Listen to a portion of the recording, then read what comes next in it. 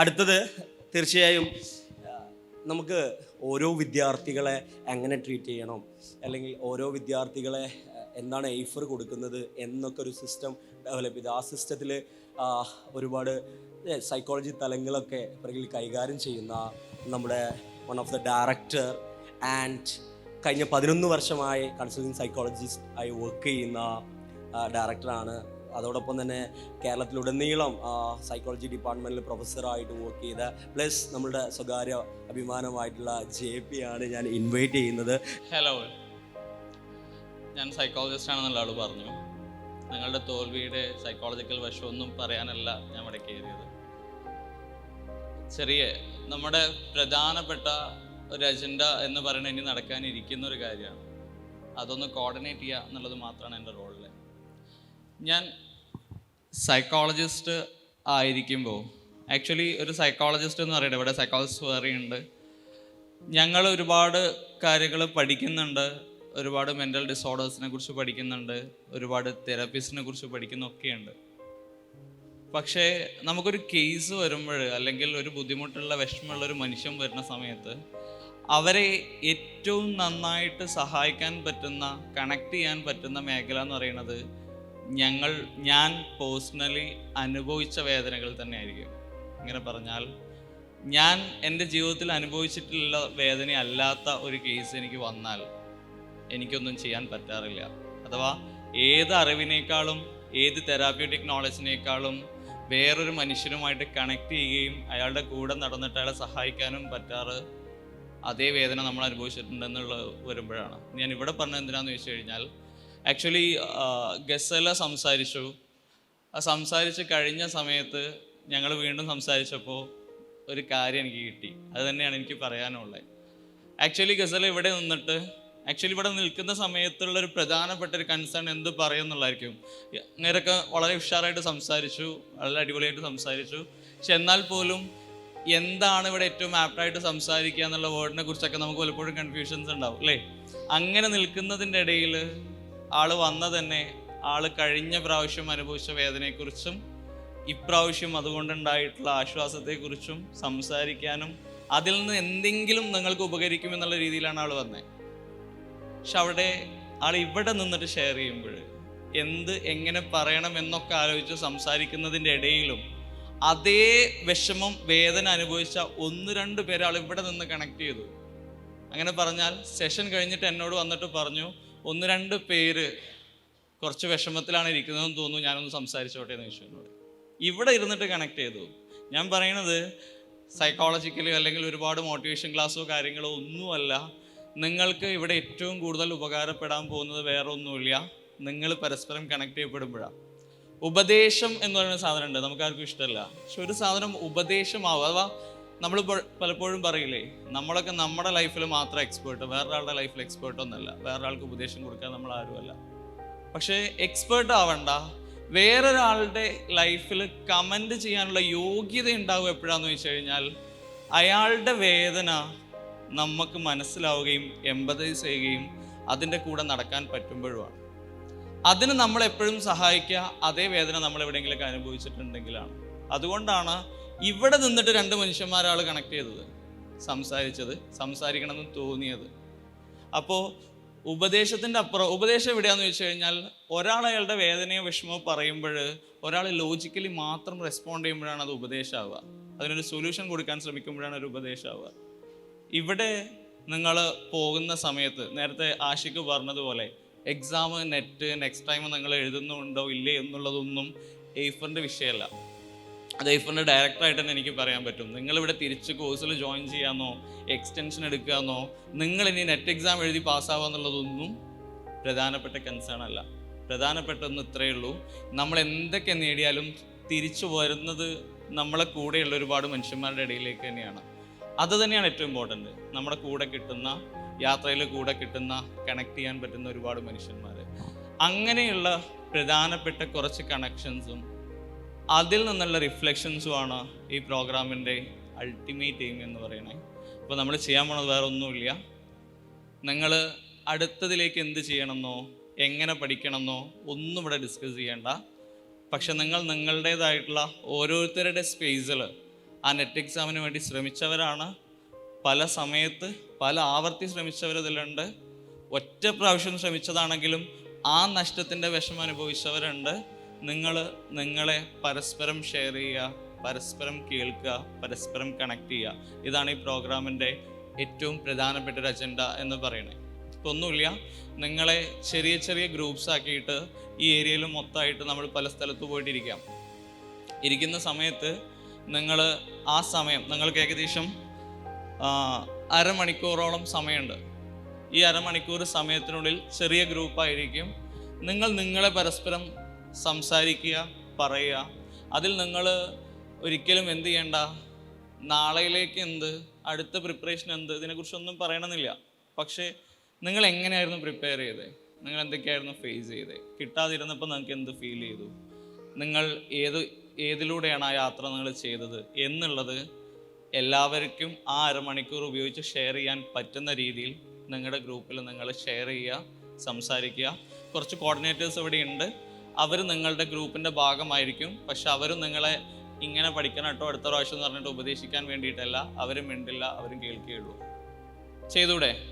അപ്പോൾ നിങ്ങളുടെ ഗ്രൂപ്പിൽ നിങ്ങൾ സംസാരിച്ചപ്പോൾ എന്ത് കിട്ടി എന്ന് പറയുമ്പോൾ നിങ്ങൾക്ക് അയാൾ പറഞ്ഞപ്പോൾ എനിക്ക് ഇന്നതിന് സൊല്യൂഷൻ കിട്ടിയെന്നൊന്നും പറയണ്ട.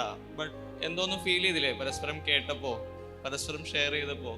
അപ്പം നിങ്ങളുടെ ഓരോരുത്തരുടെയും ഗ്രൂപ്പിൽ നിന്ന് നിങ്ങൾ ഓരോരുത്തരായിട്ട് സ്വയം എഴുന്നേറ്റ് നിന്നിട്ട് അതിനെക്കുറിച്ചൊന്ന് ഷെയർ ചെയ്യുക എന്നുള്ളതാണ് ഇനിയുള്ളൊരു സമയത്ത് ചെയ്യേണ്ടത്. ആർക്കും എഴുന്നേറ്റ് നിൽക്കാം. ശ്രദ്ധിക്കേണ്ടത് ഇത്രയേ ഉള്ളൂ. ചിലപ്പോൾ അതിൽ പേഴ്സണലായിട്ടുള്ള കാര്യങ്ങൾ അവർ ഷെയർ ചെയ്തിട്ടുണ്ടാവും. അവരുടെ പെർമിഷൻ ഇല്ലാതെ ഇവിടെ വന്നിട്ട് അത് പറയണം നിർബന്ധമില്ല. ഇവിടെ വരണമെന്നില്ല, അവിടെ നിന്നിട്ട് പറഞ്ഞാൽ മതി. പക്ഷേ ടോട്ടലി ആ സെഷൻ കഴിഞ്ഞതുകൊണ്ട് അതിനു മുൻപും അതിന് ശേഷവും എന്തായിരുന്നു വ്യത്യാസം, എന്ത് കിട്ടി എന്ത് കിട്ടിയില്ല എന്നുള്ളത് പറയാം എന്നുള്ളതാണ്. ഞാൻ നേരത്തെ ഗസാല മാം സംസാരിക്കുമ്പോൾ പറഞ്ഞില്ലേ ഒരാൾ അവിടെ ഇരുന്ന് കരയുന്നുണ്ടെന്ന്. സാറ് പറഞ്ഞപ്പോൾ ശ്രദ്ധിച്ചായിരുന്നില്ലേ നിങ്ങൾ? ആ ആളാണ് ഞാൻ. വന്നപ്പോൾ മുതലേ ഭയങ്കര കരച്ചിലായിരുന്നു. ഇവിടെ വന്ന് കയറുമ്പോൾ അനീസ് സാറിനെ കണ്ടപ്പോൾ മുതലേ എനിക്ക് ഭയങ്കര സങ്കടം. അതുവരെ ഭയങ്കര ഹാപ്പി ആയിട്ട് വന്ന ആളാണ് ഞാൻ. ഭയങ്കരമായിട്ട് കരയിപ്പിച്ച് കളഞ്ഞു ഞങ്ങൾ തന്നെ. പിന്നെ എനിക്ക് ഈ ഒരു സെക്ഷനിൽ കിട്ടിയത് എന്താണെന്ന് വെച്ചാൽ, ഞാൻ JRF PG, എൻ്റെ PG ഡിസ്റ്റൻസ് ആയിരുന്നു. PG സെക്കൻഡ് ഇയർ ലാസ്റ്റിൽ ഇങ്ങനെ എല്ലാവരും ഡിഗ്രി നമ്മൾ ഡിസ്റ്റൻസ് ഒന്നാകുമ്പോൾ നമുക്കങ്ങനെ അറിയില്ലല്ലോ, എന്താ പറയുക, കൂടുതൽ നെറ്റ് എന്നൊന്നും നമ്മളങ്ങനെ അത്ര അറിയില്ല. അപ്പോൾ ജസ്റ്റ് എൻ്റെ ഒരു ഫ്രണ്ട് പറഞ്ഞത് കേട്ടിട്ട് ഞാനൊന്ന് അറിഞ്ഞ് ജസ്റ്റ് പോയിട്ട് എഴുതിയതാണ്. അപ്പോൾ തന്നെ എനിക്ക് നെറ്റ് കിട്ടുകയും ചെയ്തു. അപ്പോൾ എനിക്ക് അത്ര സില്ലി ആക്കി നെറ്റ് കിട്ടി. ഫസ്റ്റ് അറ്റംപ്റ്റിൽ തന്നെ നെറ്റ് കിട്ടി. അപ്പോൾ ഞാൻ അങ്ങനെ തന്നെയാണ് JRFനെയും കണ്ടത്. അതിങ്ങനെ അത്ര കാര്യമായിട്ട് JRFനെ കണ്ട ഒരാളൊന്നുമല്ല. പക്ഷേ അവിടുന്ന് കുറേ കഴിഞ്ഞ് കൊറോണയുടെ ഒരു സമയത്ത് ഞാൻ പേഴ്സണലി ഭയങ്കര ഡിപ്രസ്ഡ് ആയിട്ട് ഇരിക്കുന്ന സമയത്ത് വെറുതെ ഒരു മൂഡ് ഓഫ് ഒക്കെ ഒന്ന് മാറാൻ വേണ്ടി, എന്തിലെങ്കിലുമൊക്കെ ഒന്ന് എൻഗേജ്ഡ് ആവാൻ വേണ്ടിയിട്ട് മാത്രമാണ് ഞാൻ ഐഫറിൽ ജോയിൻ ചെയ്തത്. അല്ലാതെ അങ്ങനെ കാര്യമായിട്ട് പ്രിപ്പയർ ചെയ്യണം അല്ലെങ്കിൽ JRF നിർബന്ധമായിട്ടും വാങ്ങണം എന്ന് വിചാരിച്ച് ജോയിൻ ചെയ്ത ആളല്ല. എനിക്കറിയാം നിങ്ങൾക്ക് ബോറടിക്കുന്നുണ്ടാവും, ഇതിനല്ല എന്നെ വിളിച്ചത്. പക്ഷെ എന്നാലും എനിക്ക് നേരത്തെ സംസാരിക്കണം എന്നുണ്ടായിരുന്നു. പക്ഷെ നേരത്തെ സംസാരിക്കുകയായിരുന്നെങ്കിൽ ഞാൻ ഭയങ്കരമായിട്ട് ഇവിടെ കരഞ്ഞ് വഴുകിയേനെ. അപ്പോൾ അതുകൊണ്ട് അപ്പോൾ എനിക്ക് സംസാരിക്കാൻ പറ്റിയില്ലെന്നല്ല, ഞാൻ വേണ്ടെന്ന് വെച്ചു, എന്തിനാ വെറുതെ. പക്ഷേ ഇപ്പം എനിക്ക് കുറച്ചും കൂടിയൊക്കെ ഒന്ന് കുറേ കരഞ്ഞപ്പോൾ ഒരാശ്വാസം. അപ്പോൾ ഇപ്പം എനിക്ക് സംസാരിക്കാൻ പറ്റുന്നുണ്ട്. അപ്പോൾ അതുകൊണ്ട് പറയാണ്.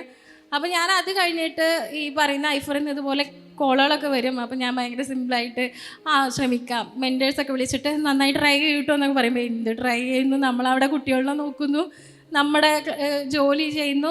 ഞാൻ ആ സമയത്ത് റിസൈൻ ചെയ്തിരിക്കുന്നു. പക്ഷെ എന്നാലും ഓൺലൈനായിട്ടുള്ള കുറച്ച് ജോബുകളൊക്കെ ഉണ്ടായിരുന്നു. അപ്പോൾ അതൊക്കെ ചെയ്യുന്നു, വീട്ടിലത്തെ കുറേ കാര്യങ്ങൾ ചെയ്യുന്നു. അപ്പോൾ അതിൻ്റെ ഇടയിൽ നമ്മൾ അങ്ങനെ അത്ര കാര്യമൊന്നുമായിട്ട് എടുത്തിട്ടില്ല. ഇവരൊക്കെ വിളിക്കുമ്പോഴും വേസ്റ്റ്. ഞാൻ അതങ്ങനെ മനസ്സിൽ തന്നെ വിചാരിക്കും, നിങ്ങൾ പാവം കുറേ കഷ്ടപ്പെടുന്നുണ്ട്, പക്ഷെ നമുക്കില്ല. പക്ഷെ അത് കഴിഞ്ഞിട്ട് പിന്നെ കുറച്ച് കഴിഞ്ഞ ജൂലൈയിൽ ഞാൻ എഴുതിയ സമയത്ത് പക്ഷെ ആ സമയത്ത് ഞാൻ എഴുതിയപ്പോൾ എനിക്ക് നെറ്റ് പോലും ഇല്ല. കാരണം ഞാൻ ഫസ്റ്റിൽ നെറ്റ് എടുക്കുന്ന സമയത്ത് ഞാൻ ഡിസ്റ്റൻസ് ആയിട്ട് PG ചെയ്തിട്ട് ഫസ്റ്റ് അറ്റംപ്റ്റിൽ തന്നെ കിട്ടിയിട്ട് തൊട്ടടുത്ത സമയത്ത് ഞാൻ എന്നാൽ JRFന് പോകാമെന്ന് വിചാരിച്ചിട്ട് അതിന് വേണ്ടിയിട്ട് എഴുതിയപ്പോൾ എനിക്ക് നെറ്റ് ഉണ്ടായിരുന്നു. പക്ഷേ പിന്നത്തെ ഐഫറിൽ ജോയിൻ ചെയ്തതിന് ശേഷം, അത് ഐഫറിൽ ജോയിൻ ചെയ്തിട്ട് കിട്ടാതിരുന്നതല്ല കേട്ടോ. അപ്പോൾ എനിക്ക് പക്ഷെ ഞാൻ സീരിയസ് അല്ലായിരുന്നു, ഞാൻ പഠിച്ചിട്ടുണ്ടായിരുന്നില്ല, നെറ്റ് പോലും ഉണ്ടായില്ല. അപ്പോൾ അതെനിക്ക് ഭയങ്കരമായിട്ട് വിഷമമായി. ഞാൻ നെറ്റില്ലാത്ത എനിക്ക് ആകെ ഉള്ളത് B.Ed ഒന്നും ചെയ്തൊരാളല്ല, വലിയൊരു ഫാമിലി സപ്പോർട്ടോട് കൂടി, ഹസ്ബൻഡ് സപ്പോർട്ടാണ്, പക്ഷേ ഫാമിലി സപ്പോർട്ടോട് കൂടിയിട്ട് പഠിക്കുന്ന ഒരാളെന്നല്ല. അപ്പോൾ അതുകൊണ്ട് എനിക്ക് ആകെ ഉള്ളതും കൂടി കയ്യിലില്ലാതായി പോയല്ലോ എന്നുള്ളൊരു വിഷമം വന്നപ്പോൾ എനിക്ക് കഴിഞ്ഞ ജൂലൈയിൽ വേണ്ടിയിട്ട് ഞാൻ ഒന്നുകൂടി പ്രിപ്പയർ ചെയ്തു. പക്ഷെ പ്രിപ്പയർ ചെയ്തിട്ടൊന്നുമില്ല, ചുമ്മാ അങ്ങനെ ക്ലാസ്സൊക്കെ കേട്ട്, അതും പകുതി പോലും ക്ലാസ് ഞാൻ കേട്ടിട്ടില്ല, അറ്റൻഡും ചെയ്തിട്ടില്ല. ആ സമയത്ത് ഞാൻ വീണ്ടും ജോലിക്ക് കയറിയിരുന്നു. അപ്പോൾ ഞാൻ എന്ത് ചെയ്തു, എനിക്ക് JRFൻ്റെ അടുത്തെത്തി എന്ന് വെച്ചിട്ടുണ്ടെങ്കിൽ ഒരു 3-4 ക്വസ്റ്റ്യൻ്റെ വ്യത്യാസത്തിലാണ് എനിക്ക് JRF മിസ്സായത്. അപ്പോൾ ആ സമയത്ത് ഞാൻ വീണ്ടും ഒരു പ്രതീക്ഷ വന്നു എനിക്ക്. അപ്പോൾ അതുകൊണ്ട് കഴിഞ്ഞ പ്രാവശ്യത്തെ എക്സാമിന് ഞാൻ കുത്തിയിരുന്ന് അങ്ങ് പഠിക്കാൻ സ്റ്റാർട്ട് ചെയ്തു. ഭയങ്കരമായിട്ട് എക്സ്പെക്റ്റും ചെയ്തു. കുറേ ഫാമിലി എന്താ വെച്ചിട്ടുണ്ടെങ്കിൽ ഹസ്ബൻഡൊക്കെ എനിക്ക് വേണ്ടി കുറേ സാക്രിഫൈസ് ചെയ്തു. അപ്പോൾ എനിക്ക് നല്ല പ്രതീക്ഷ ഉണ്ടായിരുന്നു. പക്ഷേ ഒരു നവംബർ ഒരു പകുതിയായപ്പോൾ എനിക്ക് ഫിസിക്കലി ഭയങ്കരമായിട്ട് പ്രശ്നമായി. ഫാമിലിയിൽ കുറച്ച് ഇഷ്യൂസൊക്കെ ആയപ്പോൾ ഞാൻ എൻ്റെ ഒരു പകുതി വെച്ച് എനിക്ക് ഉപേക്ഷിക്കേണ്ടി വന്നു JRF എന്നുള്ളൊരു സംഭവം. ഏതാണ്ട് നമ്മുടെ ARF എക്സാമിന് ഒക്കെ അതിന് മുമ്പ് ഞാൻ ഭയങ്കര ഹാപ്പി ആയിരുന്നു കേട്ടോ. കാരണം മോക്ക് ടെസ്റ്റൊക്കെ വിൻ ചെയ്ത് പോയി, കൊച്ചിയിൽ പോയി മക്കളൊക്കെ ആയിട്ട് പോയിട്ട് എൻ്റെ മോനെ എപ്പോഴും അതിന് മുമ്പ് പറയായിരുന്നു ഈ കളി കാണാൻ എന്താ കൊണ്ടുപോകാത്തതെന്ന്. അപ്പോൾ എനിക്ക് വലിയ ഇൻട്രസ്റ്റ് ഇല്ലാത്ത കാരണം ഇവനെപ്പോഴും വന്ന് പറയും. അപ്പോൾ ഞങ്ങളങ്ങനെ ആലോചിക്കാറ് പോലും ഇല്ല. പക്ഷേ ഇങ്ങനെ മോക്ക് ടെസ്റ്റൊക്കെ വിൻ ചെയ്തപ്പോൾ പിന്നെ അവനെ ഭയങ്കര എൻ്റെ എക്സാം കഴിയാനൊന്നും വെയിറ്റ് ചെയ്യാൻ അവന് വയ്യ. അപ്പോൾ അങ്ങനെ പോയിട്ട് ഇതൊക്കെ എന്താ പറയുക, കൊച്ചിയിലൊക്കെ പോയി നമുക്ക് 2-3 മോക്കാണ് എനിക്ക് കിട്ടിയത്. എന്നിട്ട് എനിക്ക് അവർ 4 ടിക്കറ്റൊക്കെ എടുത്ത് തന്നു. എന്നിട്ട് ഞങ്ങൾ പോയി അങ്ങനെ ഭയങ്കര എൻജോയ്മെൻറ്റിൽ ഇങ്ങനെ പോയിക്കൊണ്ടിരിക്കുമ്പോഴാണ് പിന്നെ ഈ വിഷയം കാരണം ഞാൻ അങ്ങനെ കിറ്റ് ചെയ്യുന്നത്. ഇനി വേണ്ട, മടുത്തു, എനിക്ക് വെറുത്തു, JRFും വേണ്ട, ഒരു കുന്നും വേണ്ട, എനിക്ക് മനസ്സമാധാനം മതി എന്നുള്ള ഒരു രീതിയിലേക്ക്. കാരണം എനിക്ക് എൻ്റെ BP ഒക്കെ ഭയങ്കരമായിട്ട് ലോ ആയി. വീട്ടിലത്തെ കാര്യങ്ങളൊന്നും ഇത് ചെയ്യാൻ എനിക്ക് വയ്യാത്തൊരവസ്ഥ വന്നപ്പോൾ പിന്നെ ഡോക്ടർ പറഞ്ഞു ഇങ്ങനെ കണ്ണിന് പ്രശ്നം ഇതൊക്കെ വന്നപ്പോൾ BP കുറഞ്ഞിട്ട് ഞാൻ ഒരു ദിവസം കംപ്ലീറ്റ് അഡ്മിറ്റൊക്കെ ആയപ്പോൾ ഡോക്ടർ പറഞ്ഞു നിങ്ങൾക്ക് നിങ്ങളെ വേണോ JRF വേണോ നിങ്ങളിപ്പോൾ തീരുമാനിക്കണം, എന്നിട്ട് പോയാൽ മതി ഇവിടുന്ന് എന്ന് പറഞ്ഞു. അപ്പോൾ ഞാനത് നിർത്തി, വെറുത്ത് മടുത്ത് ഇനി വേണ്ട, എക്സാം പോലും ഞാൻ എഴുതില്ല എന്ന് വെച്ചു. പക്ഷേ ARF എക്സാം കഴിഞ്ഞപ്പോൾ എനിക്ക് 3ാമത്തെ സ്ഥാനം ഉണ്ടായിരുന്നു. അപ്പോൾ ഞാനിങ്ങനെ വിചാരിച്ചു, ഞാൻ കണ്ണൊക്കെ പൊത്തിയിരുന്നിട്ട് ഇങ്ങനെ കുറച്ച് ക്വസ്റ്റ്യൻസ് മാത്രം അറ്റൻഡ് ചെയ്തിട്ട് അങ്ങനെ ARF എഴുതിയപ്പോൾ എനിക്ക് 3ാമത്തെ സ്ഥാനം. അപ്പോൾ സജിലമ്മയെ വിളിച്ചിട്ട് പറഞ്ഞു നിങ്ങൾ അത് കഴിഞ്ഞിട്ട് കുറച്ച് കഴിഞ്ഞപ്പോഴും ഞാൻ വേണ്ട, എന്നാലും എനിക്ക് വേണ്ട, കാരണം 1ാമത്തെ സ്ഥാനമൊന്നും കിട്ടിയില്ലല്ലോ, കാരണം JRF എന്ന് പറയുമ്പോൾ കുറച്ചും കൂടി മേലെയല്ലേ. അപ്പോൾ എക്സാമിന് തൊട്ട് മുന്നേ സജിലമ്മയെ വിളിച്ചിട്ട് നിങ്ങൾ എക്സാം എഴുതിയേ തീരുള്ളൂ, നിർബന്ധമാണ്, നിങ്ങൾ എന്ത് ചെയ്താലും വേണ്ടില്ല, എക്സാം എഴുതിയേ തീരുള്ളൂ. പിന്നെ കുറച്ച് അതുവരെ സംസാരിച്ച രീതിയിലൊന്നുമല്ല എന്നോട് സംസാരിക്കണത്. അപ്പോൾ ഞാൻ എനിക്ക് പോയി കാരണം ഇവരുടെ ഈ ഇൻവെസ്റ്റ്മെൻ്റ് ഉണ്ടല്ലോ, നമ്മളുടെ മാത്രമല്ല ഇൻവെസ്റ്റ്മെൻറ്റ്, അത് വലിയൊരു പ്രശ്നമാണ്. കുറച്ച് മനുഷ്യർ നമുക്ക് വേണ്ടി ഇൻവെസ്റ്റ് ചെയ്യുക എന്നുള്ളത് എത്ര വലിയൊരു കാര്യമാണ്. അപ്പോൾ അവരുടെ ഒരുപാട് എഫേർട്ട് അതെന്നെ ഭയങ്കരമായിട്ട് വിഷമിപ്പിച്ചു. കാരണം അവർക്ക് പ്രസൻ്റ്ലി എൻ്റെ പേഴ്സണൽ ലൈഫിൽ എന്താണ് സംഭവിക്കുന്നതെന്ന് അവർക്കറിയില്ല. പക്ഷെ സുജില മാമിനെ സംബന്ധിച്ച് നോക്കുമ്പോൾ ഞാൻ അതിൻ്റെ മുമ്പത്തെ പ്രാവശ്യം JRF ജസ്റ്റ് മിസ്സായ ഒരാളാണ്. ഞാൻ കുറച്ചും കൂടി സീരിയസ് ആയി കഴിഞ്ഞാൽ എനിക്ക് JRF കിട്ടുമെന്ന് പ്രതീക്ഷയുള്ള ഒരാളാണ്. അപ്പോൾ അതുകൊണ്ട് ഞാൻ വെറുതെ വിഷമിപ്പിക്കണം, ഞാൻ എനിക്ക് എക്സാം എഴുതിയെന്നെങ്കിലും എനിക്ക് പറയാമല്ലോ എന്ന് വിചാരിച്ചിട്ട് എക്സാമിന് പോയി. എക്സാമിന് എഴുതിയപ്പോൾ തലേന്ന് പോലും ഞാൻ ഒന്നും നോക്കിയിട്ടില്ല, കാരണം അത്രയും മെൻ്റലി ബ്ലാങ്ക് ആണ്, ഭയങ്കര ദേഷ്യം, ഭയങ്കര അത്രയും ഡിപ്രസ്ഡ് ആയിരുന്നു ഞാൻ. പക്ഷെ എക്സാം എഴുതിയിട്ട് കുറേ കഴിഞ്ഞപ്പോഴാണ് എനിക്ക് പൊട്ടത്തരം മനസ്സിലായത്. കുറേ ഒരു പകുതിയോളം ഭാഗം കഴിഞ്ഞപ്പോഴാണ് കുറേ സിമ്പിളായിരുന്നു എക്സാം. പക്ഷേ അപ്പോഴേക്ക് ടൈമൊക്കെ കഴിഞ്ഞു. ഡാറ്റ ഒക്കെ ആദ്യം മാറ്റി വെച്ചിട്ടുണ്ടായിരുന്നു, പിന്നെ ഡാറ്റ ചെയ്യുമ്പോഴേക്ക് കറക്കി കുത്തേണ്ട അവസ്ഥയായി, ടൈം തികയാതെ വന്നു. പിന്നെ സ്ക്രോൾ ചെയ്യുമ്പോൾ നമുക്ക് ഭയങ്കര എന്താ പറയുക, കണ്ണിന് ഭയങ്കര ബുദ്ധിമുട്ടൊക്കെ ആയിട്ട് അങ്ങനെ ഭയങ്കര പ്രശ്നമായി. അങ്ങനെ അതൊക്കെ കഴിഞ്ഞിട്ട് പിന്നെ എന്ത് ചെയ്തു, റിസൾട്ട് നോക്കുന്ന സമയത്ത് അന്ന് ഞാൻ കരഞ്ഞു തിമിർത്തു വിട്ടാ. കാരണം ഇൻവിജിലേറ്റേഴ്സൊക്കെ എന്തോ വലിയ പ്രശ്നം ഉണ്ടെന്നുള്ള പോലെ, എന്താണ് പ്രശ്നം, കണ്ണിന് എന്തെങ്കിലും അലർജി ഉണ്ടോ എന്താണ് എന്നൊക്കെ ചോദിച്ച് വന്നു. പക്ഷേ ഞാൻ അത്ര സീരിയസ് ഒന്നും ആക്കിയില്ല. പിന്നെ അത് കഴിഞ്ഞ് എൻ്റെ സങ്കടം അവിടെ തീർന്നു. കാരണം ഞാൻ ഈ JRF എനിക്ക് വേണ്ട, ഞാൻ തീരുമാനിച്ചു. പിന്നെ അത് കഴിഞ്ഞപ്പോൾ പിന്നെ റിസൾട്ട് നോക്കാൻ വേണ്ടിയിട്ട് ഞാനിതുപോലെ എനിക്ക് ഇത് അറിയുന്നതുകൊണ്ട് തന്നെ തലേന്ന് മുതലേ ഞാൻ പിന്നെ വാട്സപ്പൊന്നും നോക്കിയില്ല. തലേന്ന് ഇങ്ങനെ എന്നാണ് റിസൾട്ട് എന്നൊക്കെ പറഞ്ഞിട്ട് വലിയ കാര്യമായിട്ട് വൈഫറിൻ്റെ മെസ്സേജൊക്കെ കണ്ടപ്പോൾ എനിക്ക് പരമപുച്ഛമായിട്ട് ഞാൻ അങ്ങോട്ട് ആ ഭാഗത്തേക്ക് നോക്കിയില്ല. പിറ്റേന്ന് ഞാൻ വിചാരിച്ച ആശ്വാസം, ഞാൻ മെസ്സേജൊന്നും നോക്കുന്നില്ലല്ലോ, അപ്പോൾ എനിക്ക് വലിയ ബാധിക്കുന്നില്ല. കുറച്ച് കഴിഞ്ഞപ്പോൾ ഉണ്ട് ഉച്ചയ്ക്ക് ചോറുന്നുമ്പോൾ സജിലമ്മയെ വിളിച്ചിട്ട് ചോദിക്കണം എവിടെ റിസൾട്ട്. അപ്പോൾ ഞാൻ പറഞ്ഞു എനിക്ക് ഉണ്ടാവില്ല മാം, JRF എന്തായാലും ഉണ്ടാവില്ല, എനിക്ക് നെറ്റ് പോലും ഉണ്ടാവില്ല, നോക്കരുത് പ്ലീസ് എന്ന് പറഞ്ഞു. നമ്പർ തരൂ ഞാൻ നോക്കിക്കോളാം എന്ന് പറഞ്ഞു. ഞാൻ നിർബന്ധിതമായിട്ട് നമ്പർ കൊടുത്തു. അപ്പോൾ മാം പറഞ്ഞു നെറ്റ് ഉണ്ടല്ലോ പിന്നെ എന്താ എന്ന് പറഞ്ഞു. അപ്പോൾ ശരിക്കും പറഞ്ഞാൽ ഭയങ്കര ആശ്വാസമായിരുന്നു. കാരണം നെറ്റ് ഉണ്ട് എന്നുള്ളത് ആ സമയത്ത് അത്ര വീക്കായിട്ട് എൻ്റെ ലൈഫിൽ ഞാൻ അത്രയും വീക്കായിട്ട് ചെയ്തൊരു സംഭവം അതാണ്. പക്ഷേ എന്നിട്ട് എനിക്ക് നെറ്റ് കിട്ടിയെന്ന് പറഞ്ഞപ്പോൾ എനിക്ക് ഭയങ്കര ഒരു ആശ്വാസം, കളഞ്ഞു പോയ എന്തോ കിട്ടിയൊരു ആശ്വാസം എനിക്ക് ഫീൽ ചെയ്തു.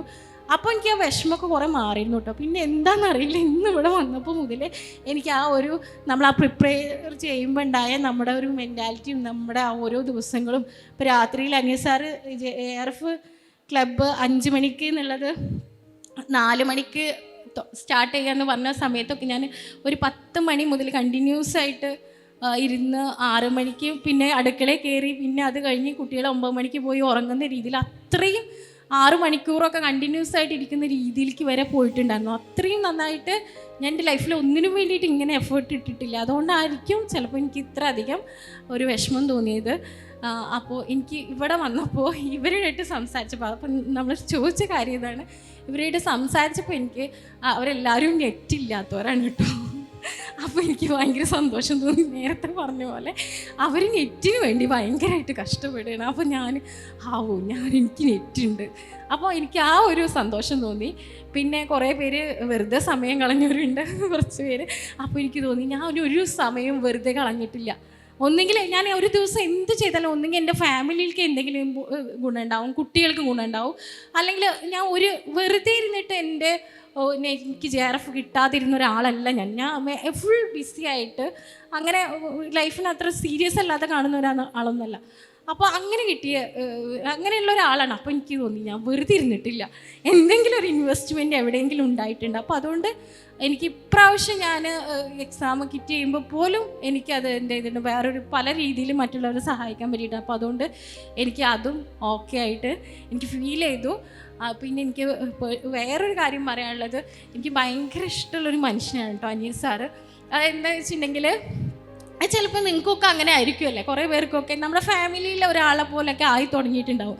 കാരണം ഞാൻ പറയാൻ പറ്റുമെന്നറിയില്ല, നമ്മൾ എന്താ പറയുക, ഒരു അത്രയും വിഷമമായിട്ടിരിക്കുന്ന ഒരു സാഹചര്യത്തിൽ പോലും എന്തെങ്കിലുമൊക്കെ ചെയ്യുമ്പോൾ പോലും JRFന് വേണ്ടിയിട്ടൊന്നല്ല, പക്ഷെ എന്നാലും പോഡ്കാസ്റ്റ് വെറുതെ കേൾക്കുക, ആ പോഡ്കാസ്റ്റ് കേൾക്കുമ്പോൾ മാത്രം നമുക്ക് കിട്ടുന്നൊരു എനർജി ഉണ്ട്. അപ്പോൾ അത് എനിക്ക് ഭയങ്കരമായിട്ട് എന്താ പറയുക, ഞാൻ എൻ്റെ ലൈഫിൽ കുറേ കാര്യങ്ങൾക്ക് ഞാൻ അനിൽ സാറോട് കടപ്പെട്ടിട്ടുണ്ട്. കാരണം എന്താ വെച്ചാൽ നെറ്റ് കിട്ടാൻ വേണ്ടി മാത്രമല്ല, കുറേ കാര്യങ്ങളിൽ എന്നെ സ്റ്റേബിളായിട്ട് നിർത്താൻ ഈ പോഡ്കാസ്റ്റുകളെ ഹെൽപ്പ് ചെയ്തിട്ടുണ്ട്. സാറിൻ്റെ കുറേ വാക്കുകൾ പ്രചോദനമായിട്ടുണ്ട്. അപ്പോൾ എനിക്ക് അതിനൊക്കെ ഞാൻ ഐഫറിനോട് ഭയങ്കരമായിട്ട് കടപ്പെട്ടിട്ടുണ്ട്. പിന്നെ ഐഫറിൽ എല്ലാ ആൾക്കാർക്കും ഞാൻ സജസ്റ്റ് ചെയ്യാറുണ്ട്, ഐഫറിനെ തന്നെയാണ് സജസ്റ്റ് ചെയ്യാറ്. കാരണം കുറേ ബുദ്ധിമുട്ടുകൾ പലരും പറയും, പക്ഷേ എന്തൊക്കെ പറഞ്ഞാലും എനിക്കതൊരു വിശ്വാസമുണ്ട്. കാരണം നമ്മളെ മെൻ്റലായിട്ട് ഇങ്ങനെ കൊണ്ടുപോകാൻ ഐഫറിന് മാത്രമേ പറ്റുള്ളൂ. അത് ഇപ്പോൾ ഈ ഒരു പ്രോഗ്രാം നടത്തുമ്പോഴും ഇതുപോലൊരു പ്രോഗ്രാം വേറെ ആരെങ്കിലും നടത്തിയിട്ടുണ്ടോ എന്നറിയില്ല. ഇപ്പോൾ എനിക്ക് അറ്റ്ലീസ്റ്റ് ഒന്ന് കരഞ്ഞു തീർക്കാനുള്ളൊരു വേദി തരാനെങ്കിലും ഐഫറിന് സാധിച്ചു. അത് വലിയ കാര്യം. ഒരാളുടെ മുമ്പിൽ എനിക്ക് ഇതുപോലെ ഇരുന്ന് കരയാൻ പറ്റില്ല. കാരണം കുട്ടികളുടെ മുന്നിൽ നിന്ന് കരഞ്ഞാൽ ചോദിക്കും, എൻ്റെ മോള് ഞാൻ JRFന് വേണ്ടിയിട്ട് പഠിക്കുന്ന സമയത്ത് വെച്ച് ഉമ്മാക്ക് എന്തത് കിട്ടാത്തത്, എന്ത് സിമ്പിളാണ്, എന്നിട്ട് ABCD ഫുൾ എഴുതി തന്നിട്ട് പറയാം ഞാൻ കണ്ട ഇങ്ങനെ പഠിക്കുന്നുണ്ട്, പിന്നെ എന്ത് ഉമ്മാക്ക് പഠിച്ചാൽ. അപ്പോൾ അങ്ങനെയാണ്. അപ്പോൾ അവരോടൊന്നും നമുക്ക് പറയാൻ പറ്റില്ല ഇത് ഇന്നാണ് എന്നുള്ളതിനെ കുറിച്ച് നമുക്ക് വേറൊരാളോട് വിശദീകരിക്കാൻ പറ്റില്ല, നിങ്ങളോട് മാത്രമേ പറ്റുള്ളൂ. അപ്പോൾ അതിന് ഒരു മനോഹരമായിട്ടുള്ള വേദി ഒരുക്കി തന്നതിൽ ഞാൻ വളരെയധികം കടപ്പെട്ടിരിക്കുന്നു. ഈ ഒരു കിട്ടാത്ത JRFൻ്റെ പേരിൽ മാത്രമല്ല, എൻ്റെ ലൈഫ് ലോങ് പല കാര്യങ്ങൾക്കും ഞാൻ എന്ത് ചെയ്തിട്ടുണ്ട്, ഐഫറിനോട് കടപ്പെട്ടിരിക്കുന്നു. താങ്ക്സ്. ഇതൊക്കെ തന്നെയാണ്. ഗ്രൂപ്പായിട്ടിരുന്ന് കേട്ടു, ഇപ്പോൾ എല്ലാവരും കേട്ടു. ലിസൺ ചെയ്യുന്നതിന് ഏറ്റവും വലിയൊരു ഭംഗി അതാണ്. നമ്മുടെ ഏറ്റവും വലിയ റിസോഴ്സായിട്ടും നമ്മൾ അനുഭവിച്ച വേദനകൾ മാറുന്നുള്ളതാണ്. അഥവാ JRF കിട്ടിയിട്ടില്ല എന്നുള്ളതിൻ്റെ വിഷമം പറയുമ്പോൾ, അത് കേൾക്കുമ്പോൾ, അതുമായിട്ട് കണക്ട് ചെയ്യുമ്പോൾ നമ്മളും അതേ വഴിക്ക് നടന്നതുകൊണ്ട് വേറൊരാളുടെ ലൈഫിൽ അത് ഉപകരിക്കുന്നുണ്ട്. ഞാൻ നേരത്തെ പറഞ്ഞ പോലെ എന്ത് വന്നാലും മനുഷ്യന്മാരും റിലേഷൻഷിപ്പും തന്നെയാണ് എല്ലാത്തിൻ്റെയും മേലെയുള്ളത്. ഈ കണക്ഷൻ തന്നെയാണ് വേണ്ടത്. അടുത്ത ഗ്രൂപ്പിൽ നിന്ന് ഒരാൾ. ഞാൻ ഹസീബ, കണ്ണൂരിൽ നിന്ന് വരുന്നു. പിന്നെ ഞാൻ കൊമേഴ്സ് ബാച്ചിൽ പേപ്പർ 1ഉം പേപ്പർ 2 ചെയ്തുകൊണ്ടിരുന്നത്. പിന്നെ എന്താ പറയണ്ടേന്ന് അറിയില്ല. ഞങ്ങളിപ്പം ഗ്രൂപ്പിൽ ഇങ്ങനെ ഡിസ്കസ് ചെയ്തപ്പം ഞാൻ വിചാരിച്ചു എനിക്കെന്താ കുറേ പ്രശ്നങ്ങളുണ്ട്, അങ്ങനെയൊക്കെ കരുതിയിട്ട് ഇവിടെ വന്നത്. അപ്പം അവിടെ ഒരു മാം, ഒരു കോർഡിനേറ്റർ അവരെ കാര്യങ്ങൾ ഇങ്ങനെ പറഞ്ഞു തന്നു. അവരെ വീട്ടിലെ പ്രശ്നങ്ങളൊക്കെ കേട്ടപ്പോൾ എനിക്കൊന്നുമില്ല, അവരത്ര സ്ട്രഗിൾ ചെയ്തിട്ടാണ് കാര്യങ്ങൾ മുന്നോട്ടേക്ക് നെറ്റ് കിട്ടിയതും PG ചെയ്തതും ഒക്കെ പറഞ്ഞു തന്നു. അപ്പം ഞാൻ എൻ്റെ വീട്ടിലെന്ന് പറഞ്ഞാൽ പഠിക്കാൻ അത്ര സപ്പോർട്ടാണ്, ഫാമിലി ഹസ്ബൻഡിൻ്റെ വീട്ടിലാണ് നിൽക്കുന്നത്. അപ്പം അത്രയും സപ്പോർട്ടുണ്ട് അവരുടെ അടുത്ത് നിന്ന്. എനിക്ക് മൈൻഡിൽ എൻ്റെ ഉമ്മ മരിച്ചപ്പം അത്രയും ഡിപ്രസ്ഡ് ആയിരുന്നു. അപ്പം നെറ്റ് ചെയ്യാന്നുള്ളൊരു ഇതിൽ എൻ്റെ ഒരു ഫ്രണ്ട് പറഞ്ഞതാണ് ഐഫറിനെ കുറിച്ചിട്ട്. അങ്ങനെ ഞാൻ ഇതിൽ ജോയിൻ ചെയ്യാൻ തീരുമാനിച്ചു. അങ്ങനെ ഒരു ബുദ്ധിമുട്ടും ഉണ്ടായിട്ടില്ല, പക്ഷെ ഭയങ്കര ടെൻസ്ഡ് ആയിരിക്കും എപ്പോഴും. എക്സാം ഹാളിൽ നിന്നും ഞാൻ അത്ര 5 AM JRF ഒക്കെ ക്ലാസ് ഒന്നും മിസ് ചെയ്യാതെ കണ്ടിട്ടുണ്ട്, പക്ഷെ എക്സാം ഹാളിൽ നിന്ന് അത്ര ടെൻസ്ഡ് ആയിരുന്നു. അപ്പം നിങ്ങളെപ്പോഴും വിളിച്ച് പറയും എക്സാമിൻ്റെ തലേന്ന് ഉറങ്ങണം, ടെൻഷൻ അടിക്കാൻ പാടില്ല ഒക്കെ പറയും. പക്ഷേങ്കിൽ എക്സാം ഹാളിൽ നിന്ന് ഞാൻ അങ്ങനെ പേടിച്ചിട്ടായിരുന്നു ഉണ്ടായത്. അങ്ങനെ എനിക്ക് കുറേ മാർക്ക് മിസ്സായും തോന്നി. അപ്പം ഇനിയുള്ള ഇതിൽ എൻ്റെ ഒരു ഫ്രണ്ട് പറഞ്ഞിട്ടുണ്ടായിരുന്നു, നീ ഡിസംബറിൽ ചെയ്യുമ്പോൾ ജൂണിലെ എക്സാം ഒന്ന് അറ്റൻഡ് ചെയ്യും, അപ്പം നിൻ്റെ ടെൻഷൻ മാറും. ഞാൻ പറഞ്ഞില്ല, ഞാൻ പഠിച്ചിട്ട് ചെയ്തോളും, അങ്ങനെ പറഞ്ഞു നിന്നതാണ്. അപ്പം ഇപ്പം വിചാരിക്കുന്ന ഒരു എക്സ്പീരിയൻസ് എന്തായാലും നല്ലതാണ്, എക്സാം ചെയ്തിട്ട് തന്നെ അത് മനസ്സിലാവണം. അങ്ങനെ ഇപ്പം എനിക്ക് കുറേ കാര്യം എക്സാമിലൂടെ കുറേ കാര്യം പഠിച്ചു. ഇനി ടെൻഷൻ ഇല്ലാതെ എഴുതണം എന്നുണ്ട്. ഇപ്രാവശ്യം നെറ്റ് അല്ലെങ്കിൽ JRF ക്രാക്ക് ചെയ്യണം എന്നുണ്ട്. Thank you. ഇതൊക്കെ ഈ കേൾക്കുന്നതിന് വേറെയും ഒരുപാട് ഇമ്പാക്ട്സ് ഉണ്ട് കേട്ടോ. അഥവാ നിങ്ങളുടെ ഒരുപാട് വരാൻ പോകുന്ന സ്റ്റുഡൻസിലേക്ക് ഇത് ഇമ്പാക്റ്റ് ചെയ്യുന്നുണ്ട്. ഞാൻ ആരാന്നൊന്നും പറയില്ല, പക്ഷെ ആക്ച്വലി നിങ്ങൾ സംസാരിക്കുന്ന, നിങ്ങൾ ഷെയർ ചെയ്യുന്ന കാര്യങ്ങൾ കൃത്യമായിട്ട് ഒരാൾ ടൈപ്പ് ചെയ്ത് സ്ക്രിപ്റ്റ് ചെയ്യുന്നുണ്ട്. അഥവാ നെക്സ്റ്റ് ടൈം ഇമോട്ടക് എന്ന് പറഞ്ഞിട്ട് ഞങ്ങൾ എവിടെ സപ്പോർട്ട് ചെയ്യണം, എന്ത് ചെയ്യണം എന്നുള്ളതൊന്നും മിസ്സാവാതിരിക്കാൻ അതെടുത്തുകൊണ്ടിരിക്കുന്നുണ്ട്. അത് നിങ്ങൾ വരുന്ന കുട്ടികൾക്കും ഈ കൾച്ചർ ലേൺ ചെയ്യുമ്പോൾ ഉണ്ടാവുന്ന ഹാപ്പിനെസ് ഉണ്ടാവുക, സന്തോഷത്തിൽ തന്നെ പഠിക്കാൻ കഴിയുക എന്നുള്ളതാണ് ഐഫർ മുന്നോട്ട് വയ്ക്കുന്ന ഒരു കൾച്ചർ.